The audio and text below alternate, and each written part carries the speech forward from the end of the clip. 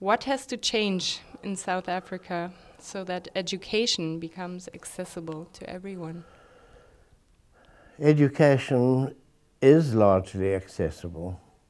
Some 90% of children go to school, officially 100%, but they don't. And especially in rural areas, schools are quite poor, often one schoolroom.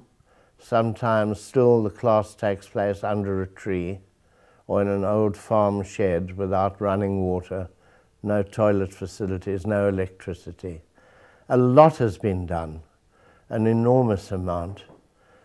But teachers need to be trained in modern teaching.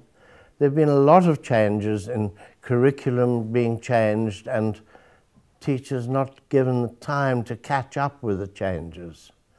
And many teachers were brought up under apartheid in a totally authoritarian system where you learnt the text of a handbook and just quoted it and vomited it out, and then you were said to be educated. We need something different today. For modern industry, we need people who can think. We need people who can solve problems. We need people who can solve social problems. But it takes a generation to put a child through school free of apartheid, with teachers who are free of apartheid. So, we're talking 2-3 generations from 1994, the day we became free. So what's to be done is more of what we've been doing, but more focused. Already there are more matriculants with access to university studies who are black than white. This is a huge improvement in just 18 years.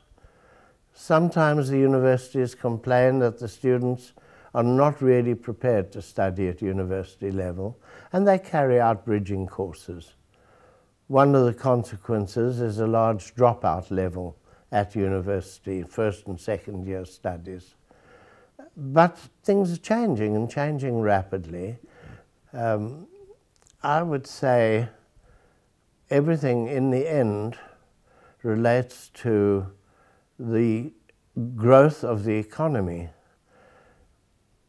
In an economy where there is something like between 40 and 50% unemployment in the formal capitalist sector, you can understand there's huge poverty. And there's a sense of, why study if I can't get a job? So much so that amongst the age group 18 years to 29 years, I believe it's 42% are unemployed. And this age group, since we've been free in non-apartheid South Africa for 17 and a half years, this is the most educated group, and they're the most unemployed group. You can imagine the frustration, and you can imagine the social unrest that's being created.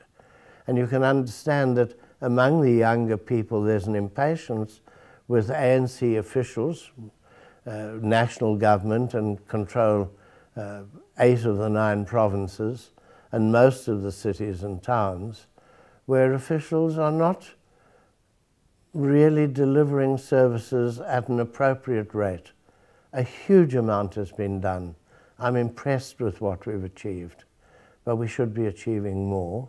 And when we don't, not enough houses, not enough waterborne sanitation, people get impatient.